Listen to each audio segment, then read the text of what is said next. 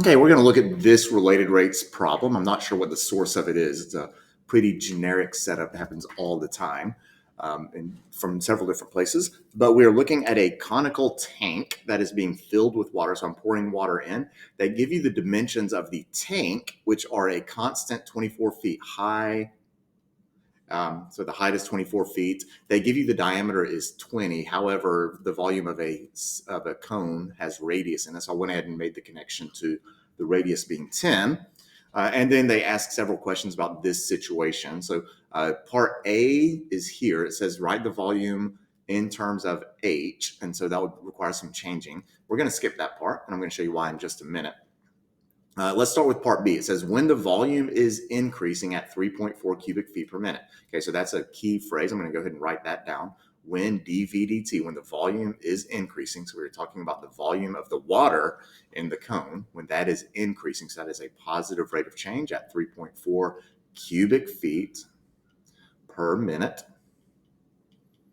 And the height is 2. So we're looking at a point in time when the height of the water is 2. Now, anytime I'm giving a direct measurement, I ask myself, is the height always 2 or is that going to change? And with regards to the water, the height of the water does change. So this is the height that they're talking about. That height of the water will change. So I'm going to put a little flashbulb thing around that. At what rate is the height changing? So my objective is to find dH dt. Okay. Well, let's start with our volume formula. Volume is 1/3 pi r squared h. And we typically just dive into the derivative. And I'm going to show you what happens if we did jump straight into the derivative. And when you do the derivative, you would do the product rule with r squared h. I left the 1/3 pi out. And if you look at this, I'm going to erase this, so don't write that down. But if you look at what we have here, we have a whole lot of unknowns. I don't know what radius is. I don't know what the rate of change of the radius is. Height we have. So that one's okay. I have the height. Again, I don't have the radius. And dH dt, I don't have that, but I'm looking for that. So I expect that to remain a variable. We don't have r or dr dt. And unlike the problem that we did in class today, we don't have any information explicitly given to us about the relationship of the radius and the height. So we're going to have to do something to this problem to make this workable. And this is very common when you have a tank that is being filled with water. That is almost always the context. It's when you are filling something up.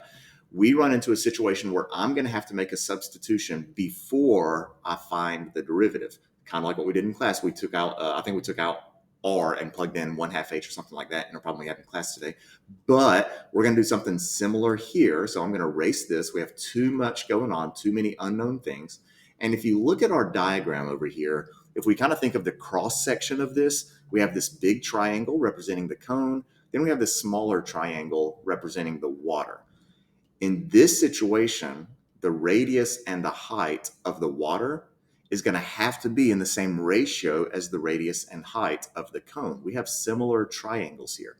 So I'm going to look at the small triangle representing the water right here. I'm going to highlight it in blue, the same color as water, which is going to be almost impossible to see. So there's my triangle for the water. And if you compare that to the triangle that represents the cone, they are proportional to each other. And if you want to go into like good old geometry proofs, you could do like an angle similarity proof, but we have similar triangles, which means that the radius to height ratio of the water must be the exact same as the radius to height ratio of the cone.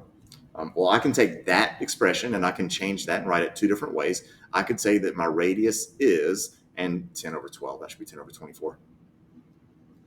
Well, 10/12 reduces to what, 5/12? So I could say that my radius is 5/12 of the height, or I could say the height is 12/5 of the radius. There. And if I have that relationship, and that relationship will always be true, that ratio will always be true, then I can substitute this into my volume formula before I find the derivative. And so before I just blindly substitute, think about what we're trying to find. I want to find dH dt. So that means I need to preserve dH dt in my equation. So I'm going to take the 5/12 h, I'm going to take it all the way up here, and we will substitute 5/12 h for that r, and we will clean it up. So 1/3 pi, take out the r, plug in 5/12 h, square that times h. And before I jump into the derivative, I'm still not going to differentiate. I'm going to simplify this. I'm going to square 5/12 h, and then I'll have h squared times h, which would be an h cubed, and it will clean up to something kind of ugly. It's going to have bigger numbers than I generally like to work with, but you'll see it in a second. And there it is. You get 5/432 times pi times h cubed. And now I have a much easier derivative. It's an ugly formula, it's an ugly fraction, but the derivative is quite nice. And so when you differentiate this, dv dt is going to be 5/432 pi.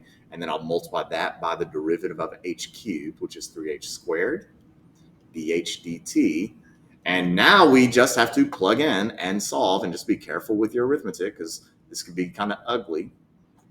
Also, something else I wanted to point out is right here, I have volume strictly as a function of h, and this is actually the answer to part A. Part A says write the formula for volume of the water in terms of h, and that was them just trying to help you prepare for part B.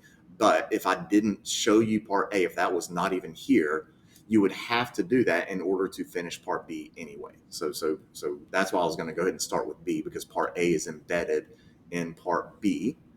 And I'm going to pause the recording and work out the arithmetic after I substitute. My h is 2 and my dv is 3.4, and we'll have our answer in just a second. Okay, here's the cleaned up answer. 3 times 2 squared is 12, and 12 does divide into 432 36 times. Multiply by 36, divide by 5 pi, and we found height over time. Height would be measured in feet, and my time is in minutes. And so there is our answer for part A. I guess I could write the decimal approximation for that, since there's already a decimal in this anyway. There we go. And you would get 7.792 for your rate of change of the height. Okay, so let's move on to part C. Now, B was incredibly worky, a lot of trickiness to it, the substitution, the similar triangles, which whenever you are filling up a cone or something with water, just be on the lookout for those similar triangles. You very often will use them. And that happens a lot when you have like triangles nestled inside other triangles. They do tend to be proportional, and we can take advantage of those ratios to set up and solve the problem, make the problem a little bit easier. So let's move on to C. All that say, I was talking about how hard B was. C is not very difficult if you allow yourself to regroup and think through the problem, and not allow yourself to get beat up by the difficulty of part B. So let's kind of hit reset here. It says the radius of the surface of the water in the tank is increasing at 0.75 feet per minute. So I'm going to go ahead and write that down. dr dt, the radius is increasing, so a positive rate of change of 0.75 feet per minute. At what rate is the area of the surface? So we're trying to find the rate of change of the area of the surface. So find dA dt when the radius is 4.2. When r is 4.2 feet. Now they tell you that the radius is increasing, so this 4.2 feet is not always true. That is changing. So we're looking at a time when r is 4.2. Man, nose is itching. And all we have left to do now is find a formula to use. It mentions, hang on a second, pause. All right, a little interruption there. My wife called me. Gotta answer the wife call. All right, so let's see. I was talking about this. Oh, we're trying to find a formula that we're going to use. And this is one that, in my mind, seems like it should be easy to know what we're looking at. Some people get really confused here. What we are doing is we're pretending that we are sitting at the top of this. So here I am. I'm sitting at the top of this cone.